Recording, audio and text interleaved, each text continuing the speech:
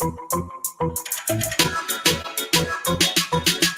don't need Netflix, you don't need cable. Hop on YouTube, welcome to the hood table, where we chop up local and global events vocally. You don't really wanna miss out on these conversations. Just joke a little, laugh a little, get that wine in your system, fill your glass a little. Expose current events, talk trash a little. You never know, these opinions might clash a little. They addicted to the content, got them binge watching. You don't like it, then you want invited. Bet your friends watching in the house and your job parking lot before you clocking. They don't wanna miss a second of this HT content.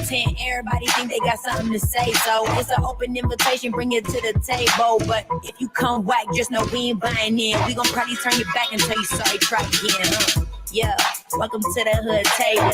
You don't need Netflix, you don't need cable. Yeah, welcome to the hood table.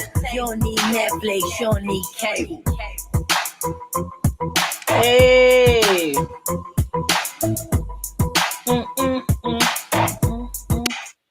Hey, what's up? What's going on, everybody? Hey, come on in, come on in.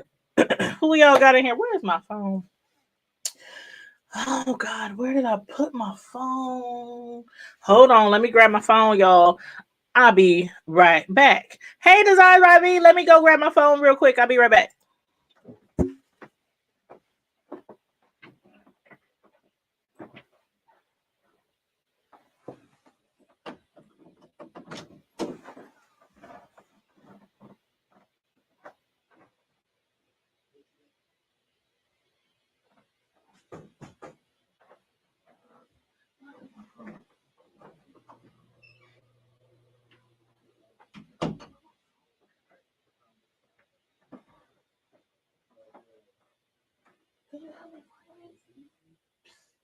Call it.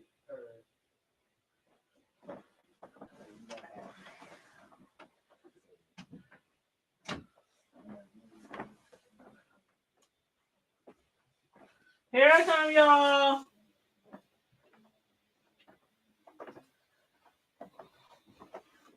Here I come. I'm coming back. But I ain't found my phone. Don't know where it's at. Oh my God. Okay.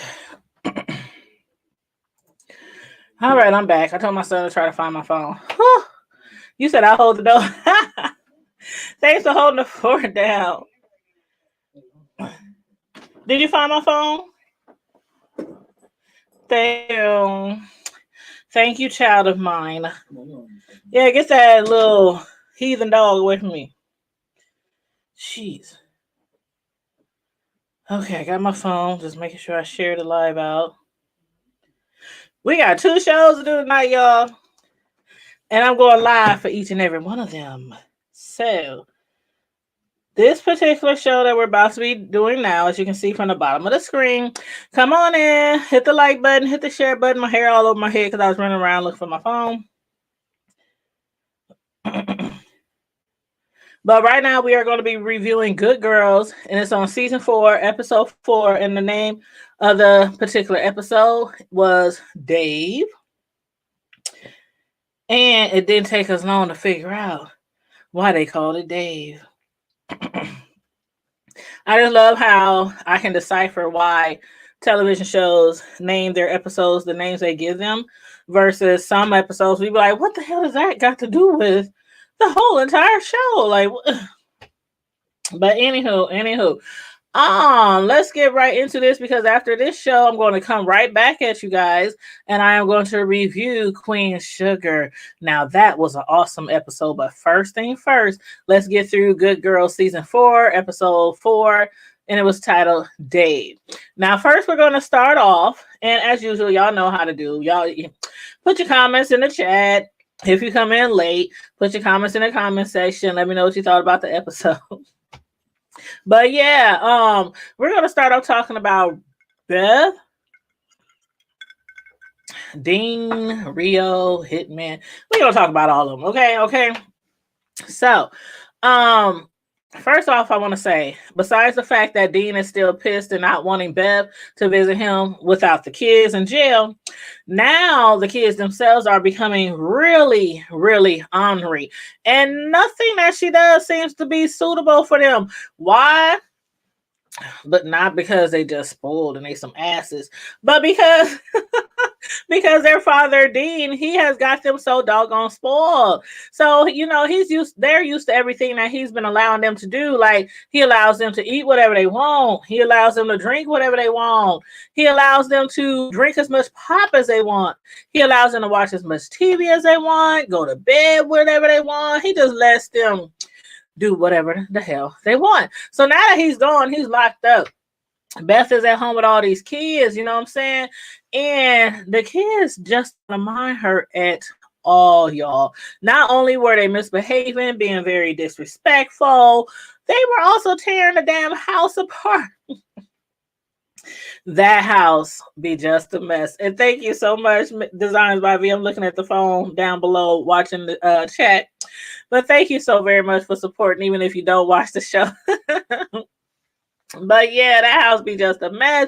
And then the darn kids, they be daring her to do anything about it. Like, nothing that would have happened ever with mine, even while they're now grown. But for the purposes of this storyline, yes, they were looking at her like, we wish you would. Like, okay, you know how I got that shirt that says, I wish a Karen would?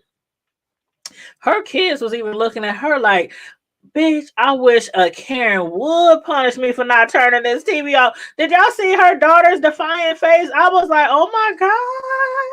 The things I would have done if that was my child. But for the sakes of TV, she took that child upstairs and basically threw her ass in her room on her bed and slammed the door. But yeah, so those kids is way out of line. They way out of line. But at the end of last episode, we saw how FBI agent Phoebe Donegan, she was searching for evidence in Dean's office. Donegan, while studying a photo of him and his family, realized that it was much more than just a family photo that she was looking at. And I was like, so hoping that she didn't notice that, she was looking at the picture. Then she kind of held the picture up in the air. And I think, with the light, going through the picture, she saw the words written on the back. It was a lot of words, like a whole doggone 5-page paragraph, all, squeezed onto the back of that photo. So she was able to notice and recognize something was on there. She flipped it over. Ta-da! She realized everything that Beth had going on with this Rio. And even when Beth tried to wiggle her way out of it, Donegan grabbed the notes from her fridge to compare to the writing on the photo. And her and Dave, the other detective, was looking at it like, we used to draw hearts over our eyes as well. So you mean to tell me that this ain't your writing on the back of this photo, even though it looks like this writing on the note on your fridge with the hearts above the eyes? All right, busted. Beth, you done got busted, girl. I don't know why she put that on the back of that photograph. I would have hit it. I don't know. I don't know where I would have hit it, but I don't know if I put it on the back of a photograph. But anyway, she's busted. So now that the agents got some type of understanding of her process and who she's working with, or who she working for, they want Rio's head on a platter. Of course, though, Beth knows the consequences of what could happen to her, to the ladies, if she turns Rio over to the feds. And I mean, even with being, put in protective custody, like they told her, everybody knows that if somebody wants you touched, then you will be touched, and not lightly, regardless of protective custody or how many officers of the law you got surrounding your crib. So it was time for another meeting with the girls. Ruby, I love some Ruby. She was like, oh, hell no. We turned Rio in. We just as good as dead. And you're right. While Annie, on the other hand, she was trying to decide if she prefers to live in Alaska, Hawaii, Puerto Rico, or the American Samoa. Yeah. Beth and the ladies, they could definitely use a fresh start in life. But at what expense?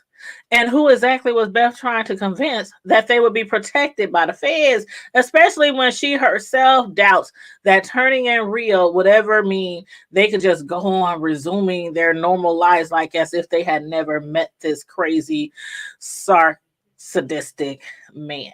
You know, he's narcissistic too. I got to throw that in there too. But if what it takes to get her husband Dean released from jail, I was like, you know, it is what it is. If I turn Rio in, then it is what it is. But then they had to take care of another issue first before turning in Rio.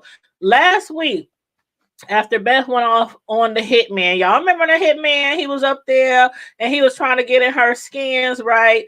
And he told her that he'll get right to it, you know, after his trip, you know, after she shut him down, turned him down, put him back in his place. He was like, all right, I read you wrong. You don't want me. I want you, but you don't want me. I'll as soon as I get back from my trip, I'll get on Rio. I'll do what you paid me to do, which is kill Rio. So that's what he told her. But now, since they obviously need Rio to be alive in order for Dean to be released from jail, they had to call off the hit. However, since the hitman had closed up his shop, they had to meet up with their connect. The connect informed calling off a hit was undoable because, like, once you pay for a hit, it's kind of like breaking a code to call it off. To which Ruby was like, "You mean like some type of creed? Like, why can't we call the hitman off? Can't we like still pay him and pay you like a restocking fee or something?"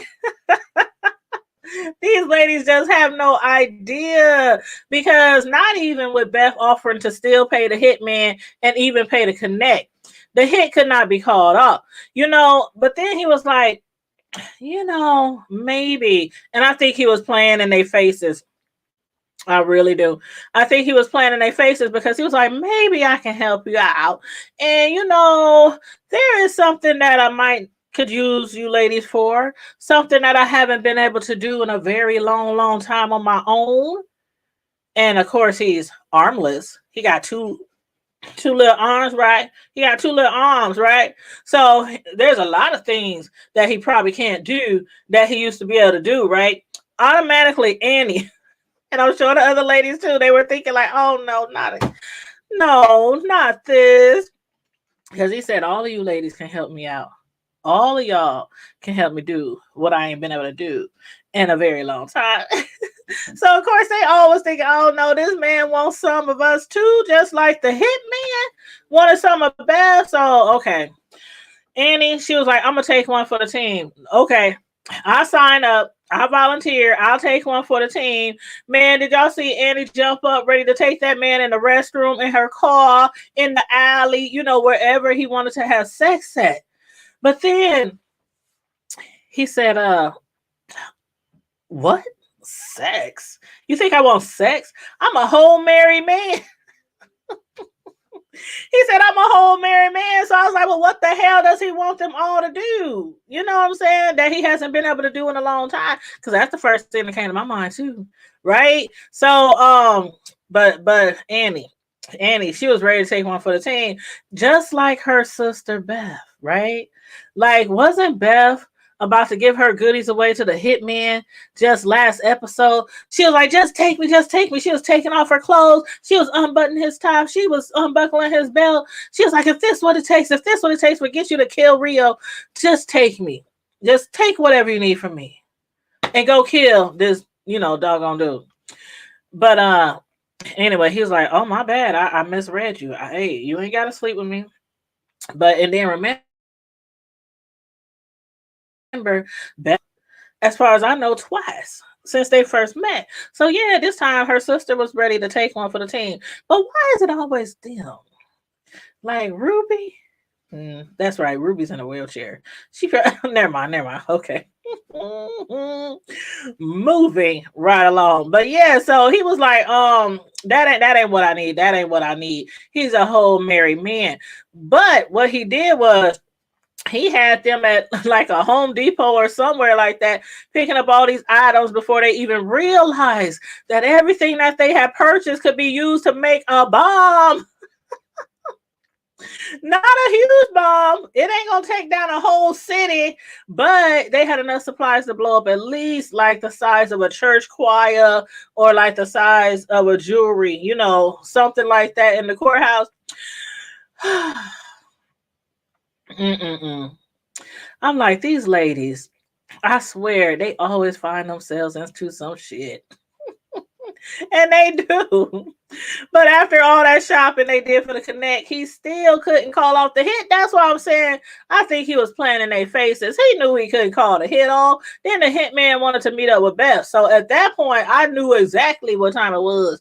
But like Beth told him, it's a very complicated situation. See, the hitman, he at first assumed that Beth was calling off the hit because of her being much too involved with Rio, which she is. And so that's why he referred to her as a jilted lover. He's like, that's why I don't like doing business with jilted lovers. You know how jilted lovers are. They've been hurt, they've been betrayed, and so they want to get payback on their lover. So therefore, they go hire a hitman. And then once it gets close to that time, they start feeling guilty and like, no, I don't want you to kill my man, whatever. So that's why he referred to her as a jilted lover. But despite that being true, entirely true, because like I said, as far as we know, she done slept with Rio twice. And every time she goes to Rio for a favor, he turns his back on her and basically says, who the fuck do you think I am? I don't know you shit. Now get out there and make my damn money. That's how Rio be acting towards her, even though he know he loves him some Beth. Like, really. He know that. But he's a hardcore gangster, drug dealer, murderer. He can't lay his cards out like that. So anywho, that is when the hitman basically decided that he could no longer trust Beth. Because he found out, it ain't that. You're not doing this out of spite because you're a jilted lover. You'd have made a deal with the feds. And that is when he basically decided that he could no longer trust Beth. So he had to still go ahead, do the hit on Rio. So, he had to go after him, try to find Rio, because that way is the only way that he can for sure make Beth an accomplice, just in case he got implicated for Rio's murder. Had he let Beth, deter him from killing Rio, even if he got paid, Beth still got something on him. You know what I'm saying? He can prove totally that she was in it. You know what I'm saying? But he felt like, okay, if I kill him, if I kill Rio, I might can make Beth an accomplice just in case I got caught. So, for one, just don't hire a hitman, okay? Just walk away. But if you do hire a hitman, you better follow through because they might come after you. But anywho, and that is why Beth lied to Rio about who it was that was really trying to lock him up, which led to Rio sneaking up on the hitman and killing him before he could kill him. But even though Beth saved Rio's life for now, Rio knows that the feds will still be coming for him. Yeah, he knows exactly what's up. This ain't the first, this ain't the second, this ain't the third time that Beth, who he still forces to work for him, has tried to kill him. Oh, child, can it be done? Is Rio that person with 9 lives? I don't know, y'all. Let me know how y'all feel about that. But let's discuss Ruby and Stan. Poor Stan.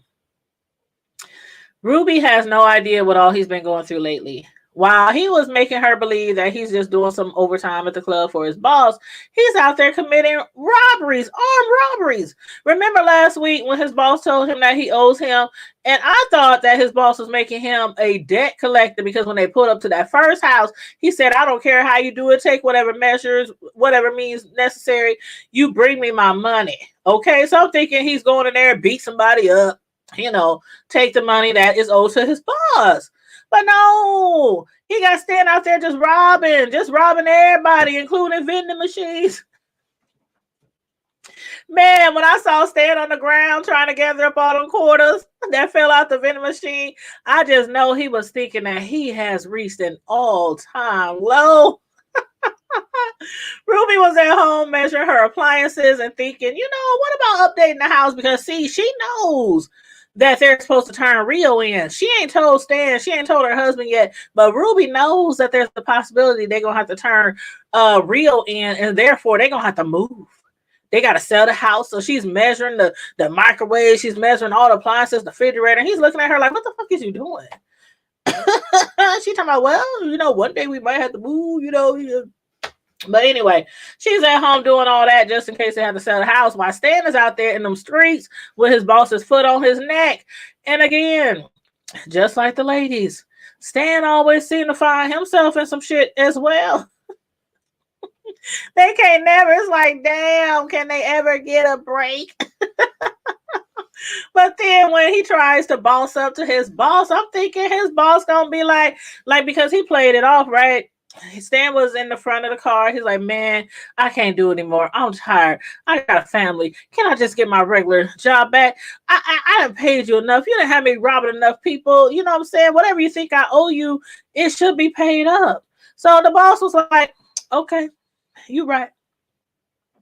And when Stan said, can I come back to work the next day and do my regular job?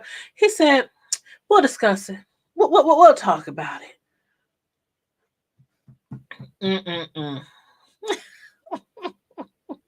His boss is probably thinking, I'll show you who's really boss. And he showed him all right, didn't he? The next thing you know, the police was at the club to question Stan about one of the robberies, the one that involved him smashing the cash register with his fist. Now, of course, we know that the report most likely didn't come in from the dry cleaners, but more likely came from Stan's own boss. Then I was wondering, was the cop also in on it? Like, why was I thinking that? Because how long it took. I mean, come on now. The cop said, let me see your hands. If you didn't rob that dry cleaners, let me see your hands, because we know Stan's hand, it was all wrapped up and it was all bloody. It was all wrapped up and bloody because Stan, not knowing there was a key next to the register to just unlock it, he started beating the register with his doggone fist trying to open the register. And so his knuckles was all bloody and stuff. So the cop was like, well, let me see your hands if it wasn't you, right? And I'm like, how long is that cop just going to stand there waiting patiently for Stan to show him his hands? I think that Stan's boss got that cop in his back pocket, meaning that his boss's so-called alibi for Stan was not the only reason Stan didn't go to jail that day. But it is the reason why Stan will be back running errands for his boss the next day. So I can't wait to see how this works out, because I just can't imagine Stan just keep going around the city just robbing people. You know what I'm saying? But Anywho, the last thing I want to discuss on this particular review, because we are coming right back to review Queen Sugar after I'm done with this. So all my Queen Sugar fans, what time did I set? I don't know what time I set the show for. I think it set at like 8:30, 8:45. I don't know. But anyway, a few minutes after I end this live, I'm literally coming right back. So all my Queen Sugar fans, be here, y'all. But yeah, so the last thing I want to discuss is Annie and her son. Okay. Now, let me know how you feel about Annie and Ben's relationship at this point in time. Like, do y'all feel as if things are working out far better for Ben, Annie's son? Because I know it wasn't, like, as far as Annie, I know it sure wasn't working out very well for her. Because she's still acting as if she can't do anything without her son, like NT thing, which is why she paid another visit to Dr. Josh, her therapist and child psychologist. Now, Dr. Josh, basically with like the help of one of his childhood stories, childhood memories, he told her that she can't pay someone to like you. And that goes for all of us. You can't pay someone to like you. They can front and they can play in your face, but they is not just going to sincerely like you because you got money. You know how it goes. You get into a lot of money, whether it's taxes, the lottery, something that you didn't inherited from somebody who passed away, and people come out the woodworks, and then when you're broke, they ain't nowhere to be found, okay? So that's what he was just trying to tell her. Even though this is your son, you can't keep bribing your son and offer him concert tickets and all this kind of stuff to come back and live with you.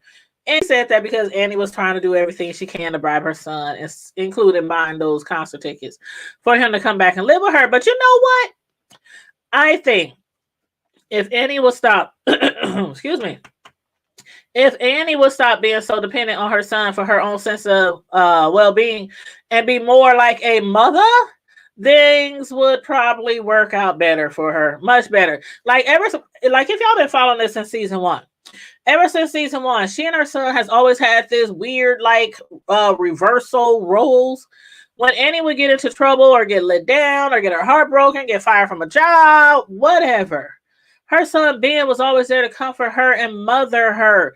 Like Annie would be so depressed every time something happened. She would be in bed for weeks while her, well, used to be daughter, because she transgendered into a boy, but while her son Ben would be cooking for her, taking care of her, running her baths, massaging her shoulders, all that kind of stuff. And then Annie would bounce right back and she'd just be out in the streets and doing whatever the hell she wants to do, right? So, and also many times Annie has even told her son that it seems as if he's the parent and as if she's the child in their relationship. So I picked that up from when I picked it up before, but I also picked it up from when he finally caught her sneaking into his games to watch him play.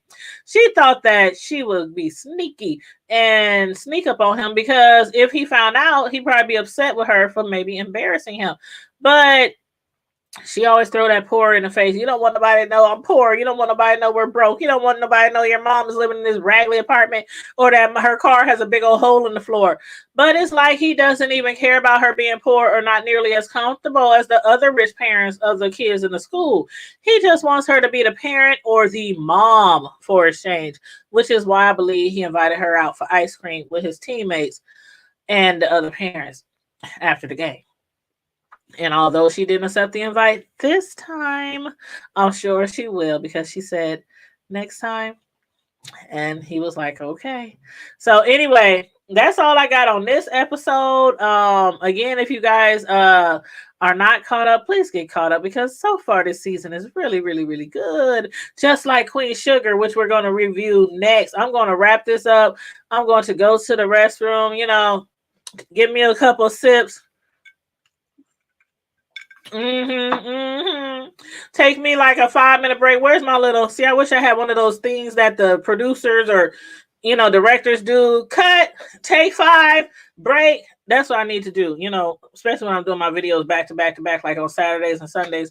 But yes, we'll be right back here. So with this video, please like it, share it, and subscribe to The Hood Table.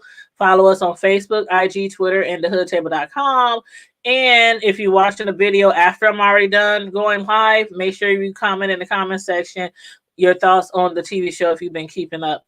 And in the meantime and in between time, stay safe, be blessed, remain vigilant, and always, always, always, you know how we do over here, keep it hood. Keep it hood. Bye. See you later.